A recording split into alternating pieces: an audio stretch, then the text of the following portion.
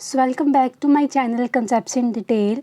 I hope you all are doing good and my videos are helping you all. And today our topic is collective security. First of all, thanks to everyone जिन्होंने इतने अच्छे comments किए and और जिन्होंने अभी तक मेरे channel को सब्सक्राइब नहीं किया वो सबसे पहले मेरे चैनल को सब्सक्राइब करें. जिन्होंने भी सब्सक्राइब किया होगा उसी के ही अच्छे मार्क्स आएंगे. अब आप देख लो, ठीक है, रिस्क नहीं लेना. So let's start with our introduction. So basically ये भी काफ़ी ईजी टॉपिक है. आपने बिल्कुल भी इसको ऐसे नहीं लेना कि ये काफ़ी डिफिकल्ट चैप्टर है. मैं आपको बड़े ही इजी वे से इसको समझाऊंगी और ये काफ़ी आपको इजी चैप्टर लगेगा, ठीक है.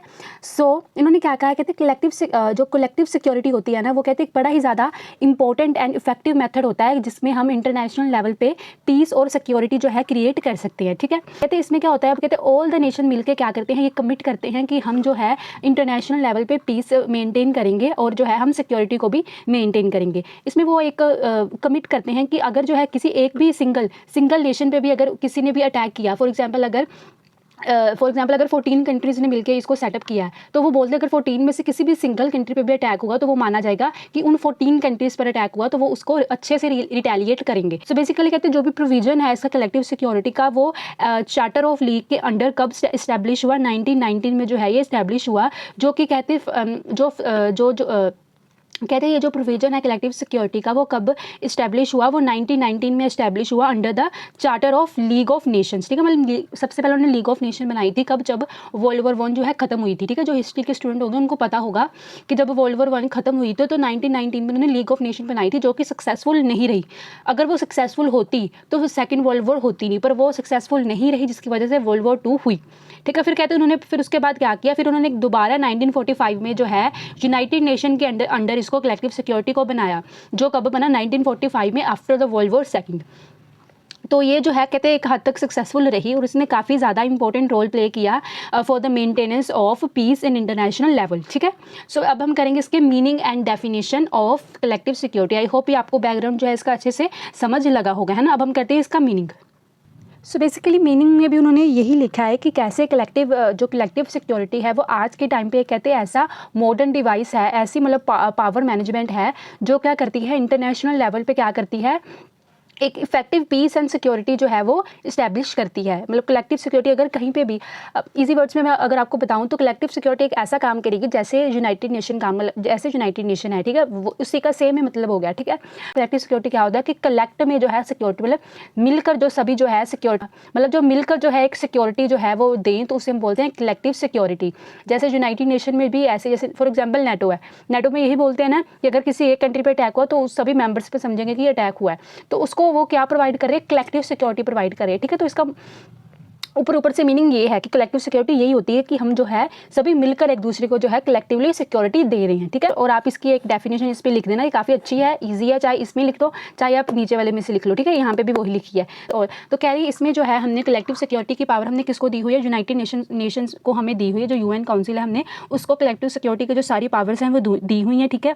और उसमें क्या है सारे मेंबर जो हैं आकर इसके सारी कंट्री जो है इसके मेंबर बनते हैं. और अगर यहाँ पे भी सेम ही लिखा कि अगर किसी एक भी कंट्री पे जो है उन्होंने अटैक किया तो बाकी सारी कंट्री मिलकर जो है उसको, जिसने ये एग्रेशन दिखाया किसी भी कंट्री के खिलाफ, तो वो उसको जो है मिलकर सारी कंट्री जो है वो उसको रिटेलिएट करेंगे, सो दैट कि जो इंटरनेशनल लेवल पे जो है पीस और सिक्योरिटी जो है बनी रहे, मतलब पीस और सिक्योरिटी जो है वो बनी रहे इन द वर्ल्ड, ठीक है, एंटायर वर्ल्ड में, ठीक है. तो इसकी जो है आप डेफिनेशंस कर लेना कोई भी आप, तो ये डेफिनेशंस है, आप कोई भी इनमें से डेफिनेशन लिख लेना. अदरवाइज मैं वैसे तो मैं इसका PDF भेज दूँगी टेलीग्राम चैनल पर आप फिर भी अगर इसमें से देखना चाहते हो तो आप देख लेना, ठीक है.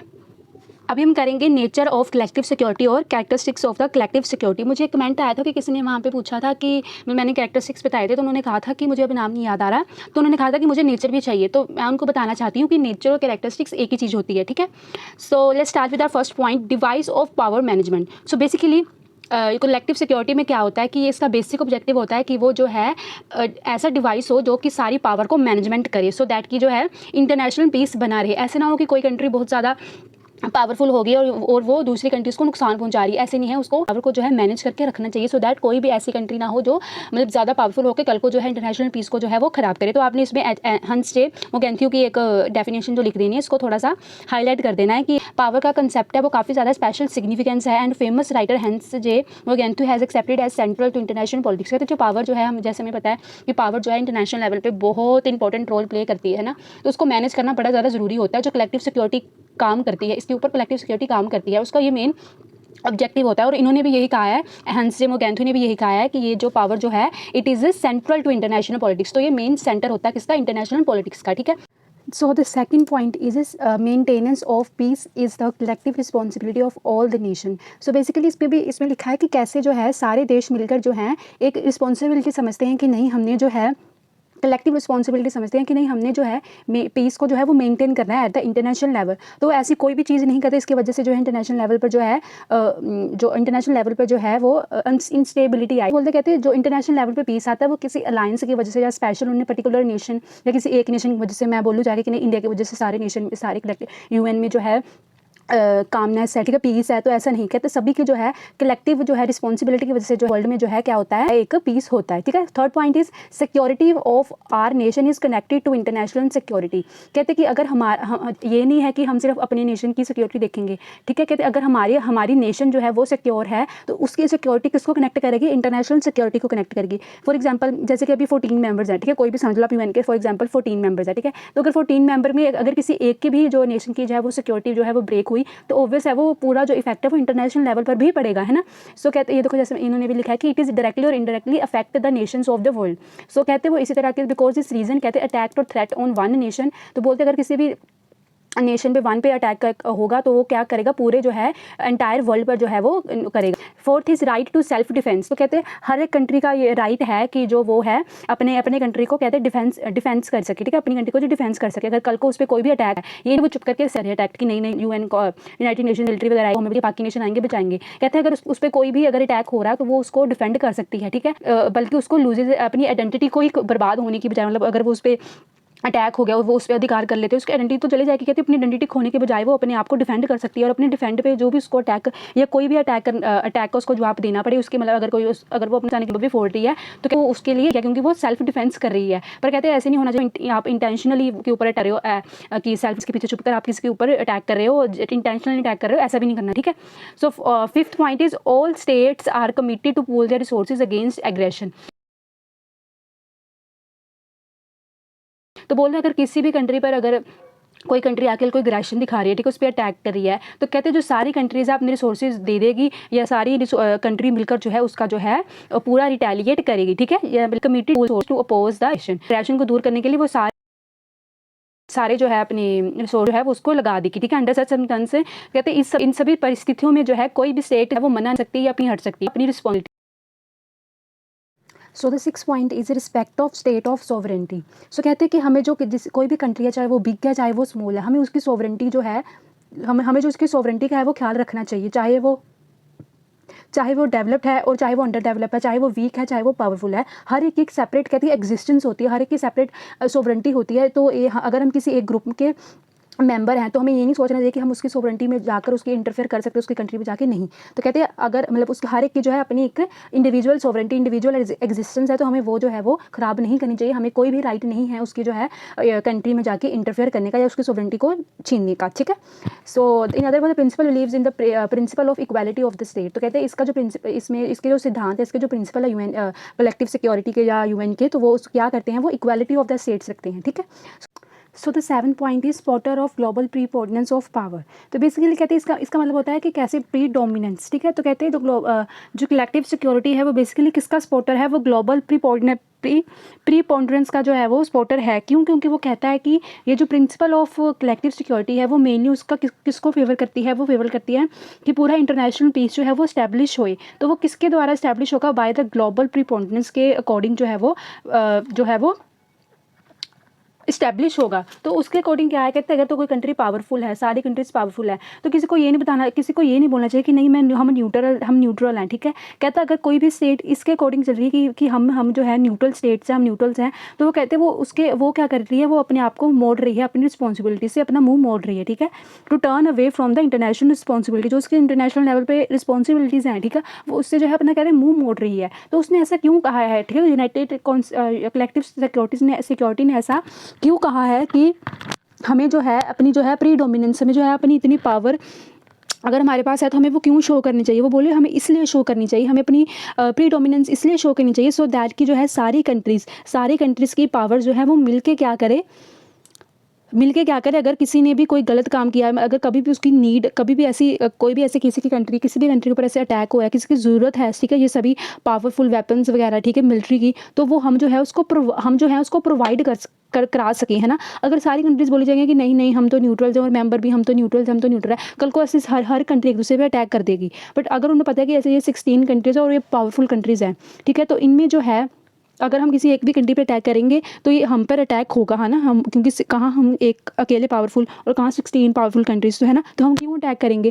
इसलिए कहते हैं उनको जो है, इसलिए वो जो सपोर्टर है इस चीज़ का, ठीक है।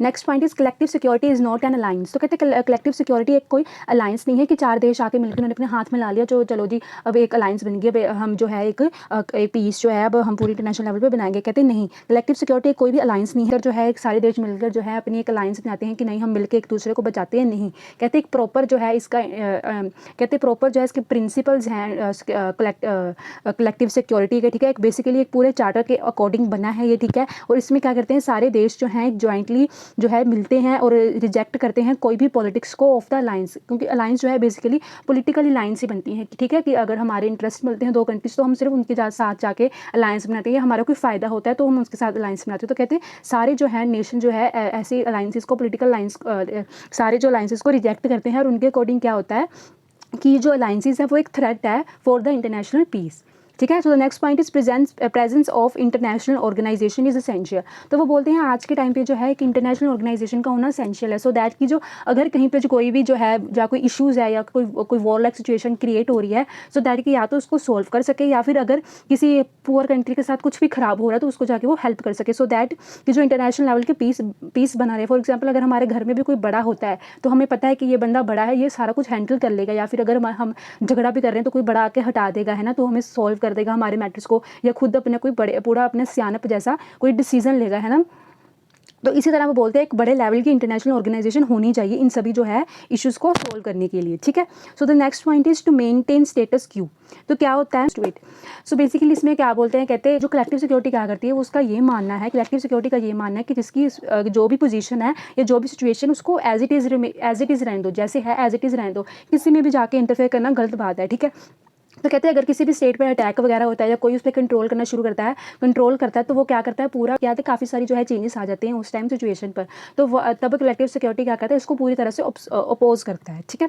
सो 11 point is it is mid way between balance of power and the world government. कहते तो एक ये क्या करता है, एक बैलेंस ऑफ पावर, एक मिड वे, एक वर्ल्ड गवर्नमेंट के बीच का काम करता है, मतलब दोनों का ही काम कर लेता है आधा आधा। एक तरह से ये अगर 2 कंट्रीज़ कोई बड़ी हैं, ठीक है, बिग पावरफुल कंट्री, उनमें जो है बैलेंस का काम भी करता है कि उन दोनों में जो है एक इक्वल रहे, ठीक है, वो ज़्यादा काम खराब ना करे कि ये बड़ी नेशन हो गया, कोई पावरफुल हो रहा है तो कल को कोई काम खराब ना करे। और एक वर्ल्ड गवर्नमेंट का काम भी करता है कि कहीं पे अगर कोई इशू वगैरह वो उसको सोल्व कर रही है, अगर so the 12th point is collective security is deterrent. तो इसमें क्या बोलते हैं, वो बोलते हैं कि अगर किसी भी कंट्री ने ऐसे सोचा कि वो किसी भी कंट्री पे जाके कल को अटैक कर सकती है तो उससे पहले ही बता दें, मतलब उससे पहले ही वो बताना चाहते हैं कि अगर किसी एक भी कंट्री पर अटैक होगा तो उसका मतलब है ये सारी की सारी मेंबर्स ऑफ कंट्रीज़ पर अटैक होगा। तो कोई भी कंट्री ऐसी नहीं होगी कि अकेली कंट्री जो है पूरे इतने सारे मेंबर के साथ भिड़े जाके, है ना, तो ऐसा तो होगा नहीं। तो इसलिए कहते हैं कोई भी कंट्री जो है इस पोजीशन में नहीं आना चाहता कि वो जो है इतने सारे स्टेट से जो है वो पंगा मोले।